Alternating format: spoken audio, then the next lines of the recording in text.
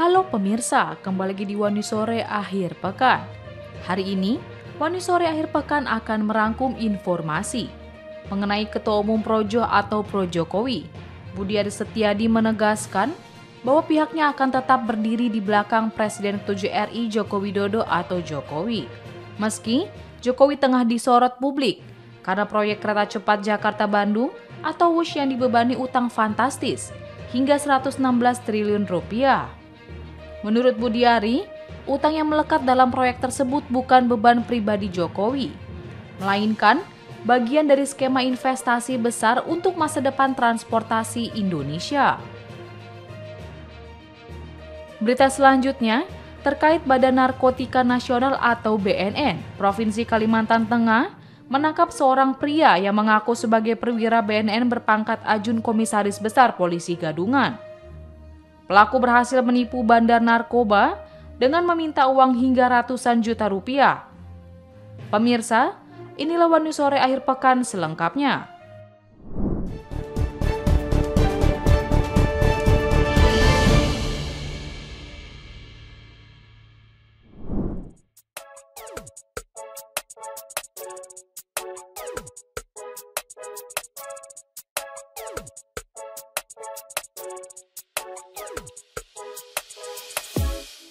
Pakar telematika Roy Suryo mendatangi kantor Komisi Pemilihan Umum atau KPU di Menteng, Jakarta Pusat pada Jumat 24 Oktober 2025. Kedatangan mereka untuk mengambil langsung fotokopi ijazah milik Presiden ke-7 RI Joko Widodo atau Jokowi. Kubu Roy Suryo bersama Bonatua Silalahi mengambil langsung fotokopi ijazah Jokowi tersebut di kantor KPU. Bona mengatakan fotokopi ijazah Jokowi yang diberikan oleh KPU kepadanya merupakan fotokopi ijazah pada saat Jokowi mencalonkan diri sebagai presiden di tahun 2014. Dia menjelaskan fotokopi ijazah yang diterimanya sama seperti fotokopi ijazah Jokowi pada tahun lainnya saat mencalonkan diri dalam kontestasi pemilu. Kemudian Bona juga menunjukkan dari fotokopi ijazah yang diterimanya dari KPU. Masih ada beberapa bagian yang ditutup mulai dari nomor ijazah, nomor mahasiswa, dan tanggal lahir Jokowi. Kemudian tanda tangan rektor dan dekan serta tanda tangan pejabat yang melegalisir ijazah tersebut juga ditimpa dengan kotak berwarna abu-abu. Menurutnya KPU seharusnya bisa untuk membuka bagian yang ditutupi tersebut, sesuai dengan aturan undang-undang yang berlaku. Kendati begitu, Bona menegaskan pihaknya akan terus mengusahakan agar bisa memperoleh ijazah Jokowi dalam bentuk asli. Ia mengaku selama ini tidak bisa mengetahui secara pasti keaslian ijazah Jokowi kalau hanya dilihat dari ijazah fotokopian. Sementara itu, Roy Suryo mengatakan salinan ijazah yang dia terima ini akan diteliti dan dipadu-padankan dengan data yang dia peroleh sebelumnya. Ia meyakini bahwa salinan ijazah yang diterima dari KPU akan membuktikan tudingannya terkait isu ijazah palsu Jokowi. Bahkan Roy Suryo mengatakan merasa sangat yakin 99,99% ijazah Jokowi adalah palsu. Ia menyebut ada bagian yang dinilai berbeda dari data yang dimiliki oleh kubunya. Hal ini membuat Roy Suryo merasa pembuktian terkait isu ijazah palsu Jokowi bisa lebih jelas. Namun, ia tidak mengungkapkan secara jelas apa data yang berbeda antara salinan ijazah milik KPU RI dengan miliknya, yang disebut didapat dari warganet. Karena saya memintanya atas nama publik. Nah, meskipun pribadi saya yang meminta, tapi ini sebenarnya untuk publik. Bahwa beliau dulu ada calon gubernur bernama Bapak Joko Widodo menyerahkan arsip yang namanya ijazah salinan itu dengan legislasi yang dileges oleh Profesor Dr. Insinyur Muhammad Naim, Master Agraria ya. Ini sayangnya memang tanggalnya tidak dia tidak dikasih tahu tanggalnya.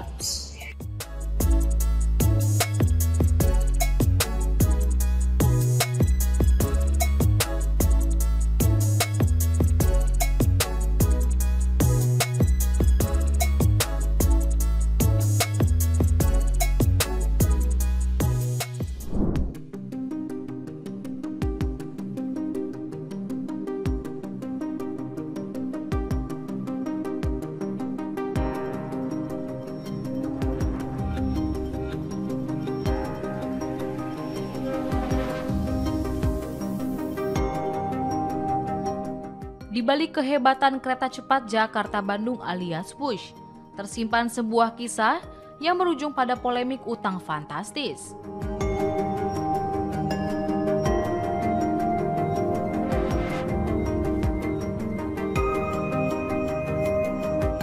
Salah seorang akademisi Indonesia yang berkarir di Nanyang Technological University, Singapura, Profesor Zulfikar Amir PhD, membongkar awal mula proyek Wush.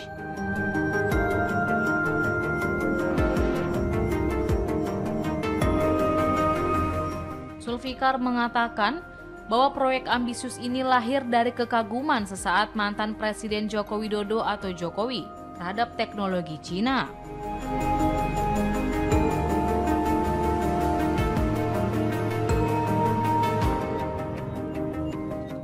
Menurut dia, semua bermula ketika Jokowi saat itu melakukan kunjungan kenegaraan ke Cina pada awal masa pemerintahannya.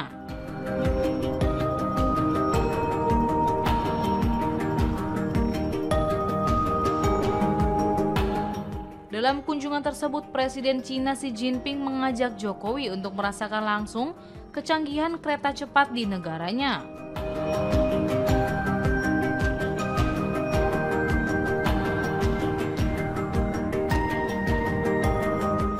Momen itulah yang menjadi titik awal mimpi kereta cepat di Indonesia.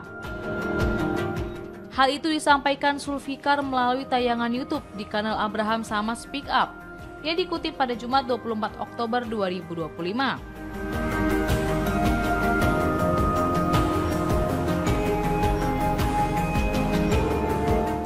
Kendati begitu, ia menyebut kekaguman ini tidak diimbangi dengan pemahaman teknologi yang mendalam. Zulfikar mengatakan Jokowi cenderung naif dalam memandang teknologi, sehingga langsung beranggapan kereta cepat buatan Cina adalah yang terbaik dan paling maju, tanpa pertimbangan lebih lanjut.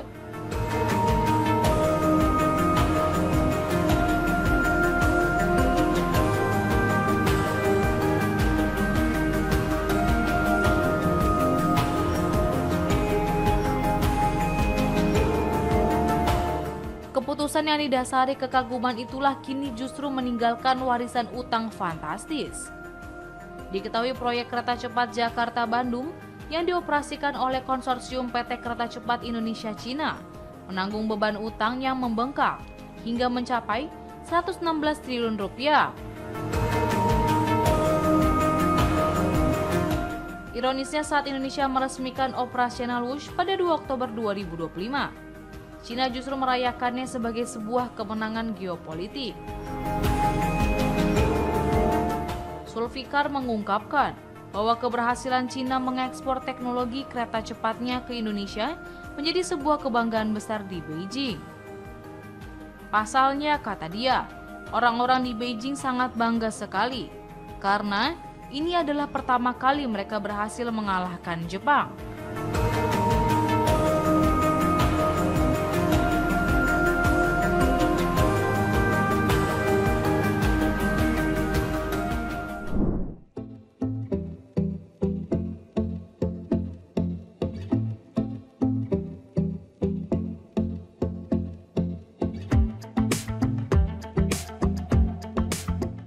Menteri Energi dan Sumber Daya Mineral atau ESDM Bahlil Lahadalia buka suara terkait dengan ramainya meme yang menghina dirinya di media sosial dalam beberapa waktu terakhir. Bahlil mengaku sudah memaafkan pembuat meme yang menghina dirinya tersebut. Meski begitu, Ketua Umum Partai Golkar itu merespons meme tersebut dengan curhat di masa kecilnya yang sudah terbiasa dengan hinaan. Menurutnya hinaan pribadi bukan hal baru baginya, karena ia tengah mengalaminya sejak kecil lantaran latar belakang keluarganya yang sederhana. Meski memaafkan hinaan personal, Bahlil menggarisbawahi jika sudah menyangkut kebijakan negara, maka ia memperingatkan untuk tidak akan mentoleransi pihak-pihak yang mencoba memanfaatkan situasi untuk mengintervensi kedaulatan negara. Menanggapi laporan yang dibuat oleh sayap organisasi Partai Golkar terhadap pihak-pihak yang melakukan ujaran kebencian terhadap Bahlil, dirinya mengaku tidak mengetahui adanya langkah tersebut. Bahlil menyampaikan akan meminta Sekretaris Jenderal Golkar Muhammad Sarmuji untuk memanggil pihak terkait dan menghentikan laporan tersebut. Terlebih, kata dia, apabila sudah ada permintaan maaf dari pembuat meme itu. Diberitakan sebelumnya organisasi sayap Partai Golkar secara resmi mengadukan puluhan akun yang menyebarkan meme Bahlil Lahadalia ke Bareskrim Polri. Langkah hukum tersebut dimotori oleh relawan Pilar 08 dan DPP Angkatan Muda Pembaharuan Indonesia atau AMPI. Mereka menganggap meme-meme tersebut telah menyerang kehormatan, martabat pribadi, serta institusi yang dipimpin Bahlil. Mereka juga menuding para pembuat dan penyebar meme telah melakukan tindak pidana penghinaan dan pencemaran nama baik yang diatur dalam pasal 27 dan pasal 28 Undang-Undang ITE serta pasal 310 KUHP. Sedikitnya ada 30 akun media sosial kini masuk dalam daftar aduan mereka. Kendati begitu, mereka berharap agar polisi tetap menindaklanjuti aduan tersebut secara serius. Ini saya tidak mau. Apapun kita akan pertaruhkan tentang kedaulatan negara. Karena bagi saya, menteri itu adalah pejabat negara membantu presiden. Kalau apa yang sudah diarahkan oleh presiden untuk menjaga marwah negara, untuk menjalankan KPI, menjalankan kedaulatan, saya sering mengatakan dengan segala hormat, jangankan sejengkal. Jangan selangkah, sejengkal pun saya akan menemunya.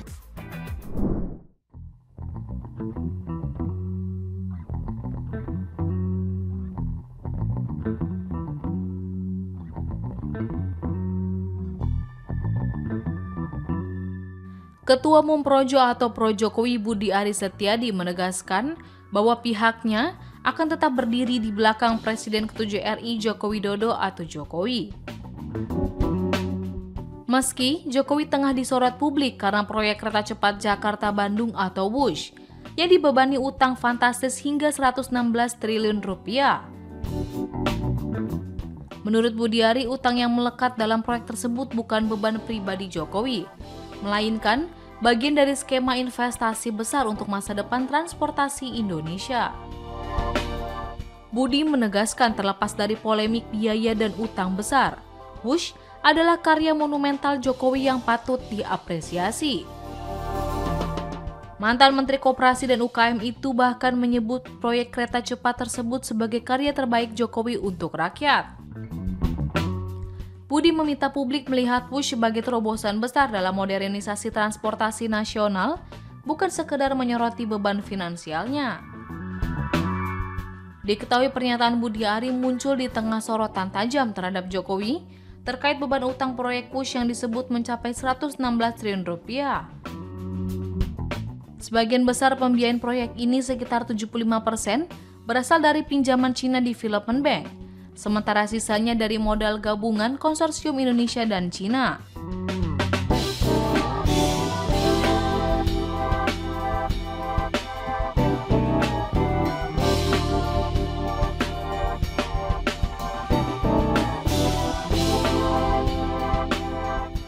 Meski kini proyek tersebut menjadi beban berat bagi PT Kereta Api Indonesia sebagai pemimpin konsorsium. Proyek kereta cepat Jakarta-Bandung merupakan proyek strategis nasional yang diresmikan Jokowi pada 2 Oktober 2023 lalu. Namun, Proyek ini menuai kritik karena mengalami pembengkakan biaya sekitar 19,5 triliun rupiah dari nilai awal 6,07 miliar dolar Amerika Serikat menjadi 7,2 miliar dolar Amerika Serikat. Menanggapi utang Wush itu, Budi Ari memastikan bahwa Projo akan tetap setia untuk mendukung Jokowi. Di sisi lain, kunjungan Budi Ari ke rumah Jokowi di Solo juga menjadi yang pertama sejak dirinya di-reshuffle dari jabatan Menteri Koperasi pada 8 September 2025 lalu. Kunjungan tersebut berlangsung menjelang Kongres ketiga Projo yang akan digelar pada 1 hingga 2 November 2025 mendatang di Jakarta.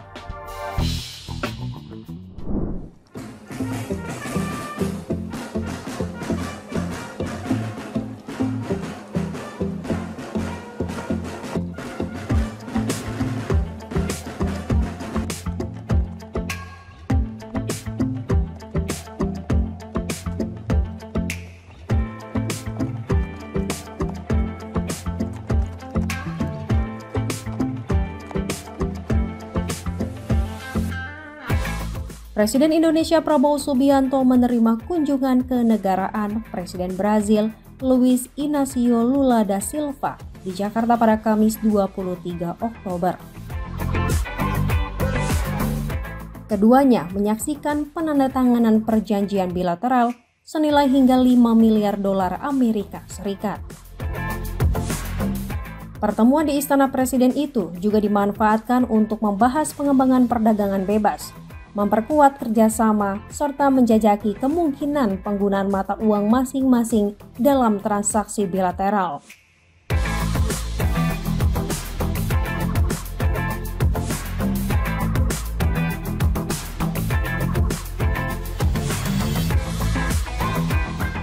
Selain itu, Prabowo dan Lula dijadwalkan menghadiri pertemuan puncak para pemimpin ASEAN di Malaysia yang akan diikuti oleh sejumlah tokoh dunia lainnya, termasuk mantan Presiden Amerika Serikat Donald Trump dan Perdana Menteri Tiongkok Li Qiang. Pertemuan ini menjadi bagian dari upaya kedua negara untuk memperluas kerjasama ekonomi dan diplomatik di tingkat global.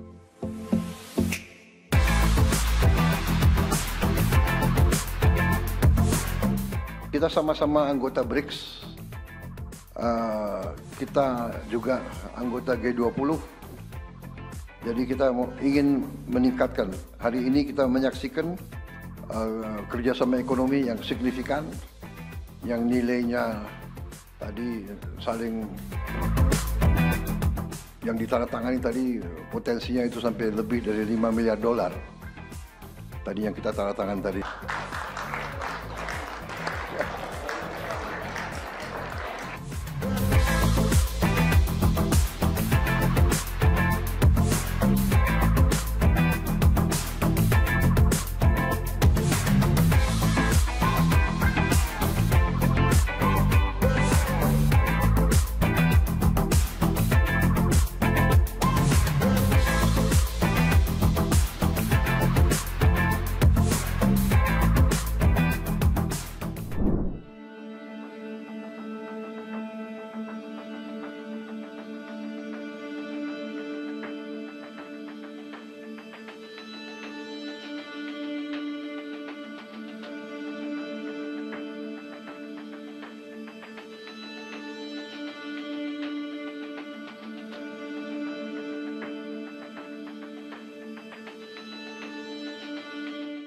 Seorang pria bernama Maman alias Wahyu Bastaman 30 tahun ditangkap di Kabupaten Pulang Pisau setelah menipu seorang wanita bandar narkoba berinisial S. Dari tangan pelaku, petugas BNNP Kalimantan Tengah menyita sebuah senjata api organik beserta 4 butir peluru aktif dan sebuah rompi yang digunakan untuk memperkuat penyamarannya. PLT Kepala BNNP Kalimantan Tengah, Kombes Pol Ruslan Abdul Rashid menjelaskan bahwa kasus ini terungkap saat pihaknya menangkap tersangka pengedar narkoba berinisial Y dan S di Kabupaten Gunung Mas. S mengaku telah beberapa kali menyetor uang dalam jumlah besar kepada pelaku yang mengaku sebagai anggota BNNP Kalimantan Tengah berpangkat perwira.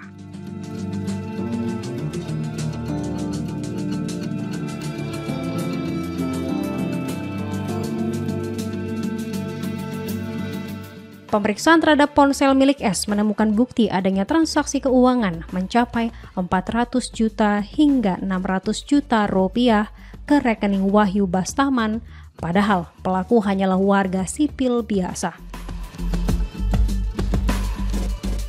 Saat ini pelaku beserta barang bukti telah diamankan di kantor BNNP Kalimantan Tengah.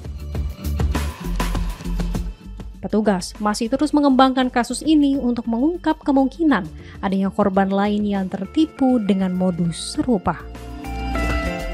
Setelah kami melaksanakan penyelidikan untuk mendapatkan siapa yang mengaku sebagai perwira BNN Provinsi Kalimantan Tengah ini, pada tanggal 19 Oktober 2025 kami berhasil menangkap seseorang yang bernama Maman dengan nomor rekening atau panggilan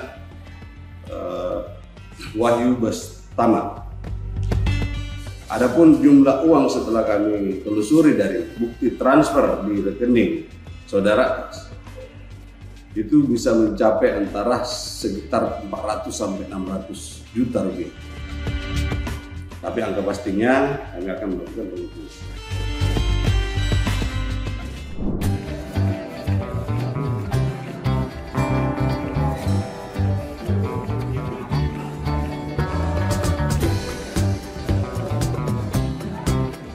Presiden Prabowo Subianto dan Presiden Brasil Luiz Inácio Lula da Silva merayakan ulang tahun bersama di Kompleks Istana Kepresidenan Jakarta Pusat pada Kamis 23 Oktober.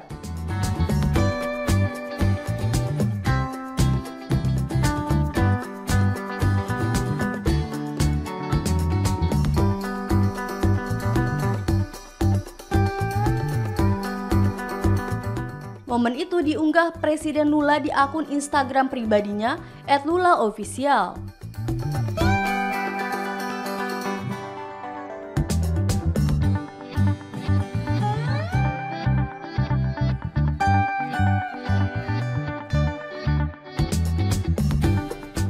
Dalam unggahannya, Presiden Lula tampak bertepuk tangan saat seluruh tamu undangan menyanyikan lagu selamat ulang tahun.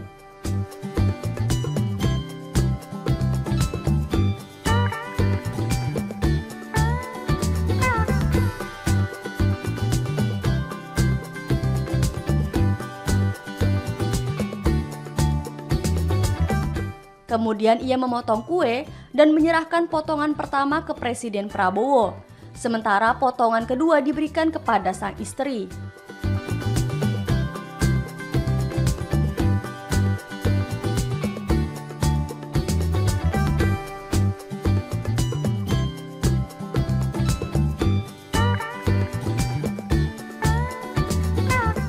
Dalam unggahannya, Presiden Lula menyatakan ulang tahunnya pada 27 Oktober, sedangkan Presiden Prabowo pada 17 Oktober.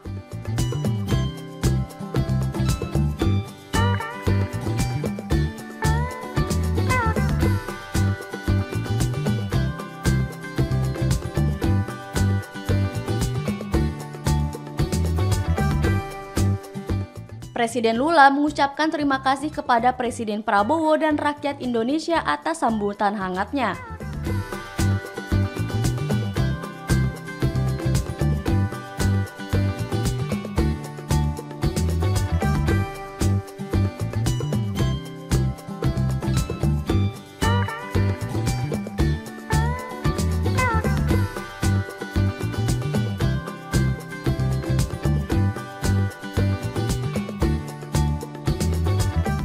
Sebelumnya dalam kunjungan Presiden Prabowo ke Brasil pada Juni 2025, ia mengajak Presiden Lula datang ke Indonesia dengan merayakan ulang tahun bersama.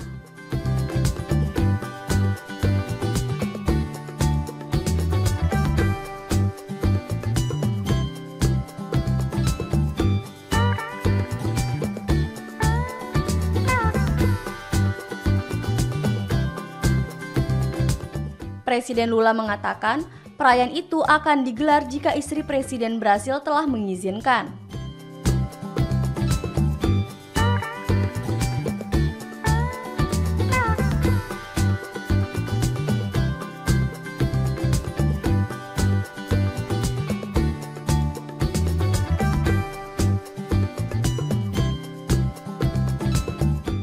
Presiden Prabowo menyebut perayaan ulang tahun bersama itu terjadi karena keduanya lahir di bulan yang sama yakni Oktober.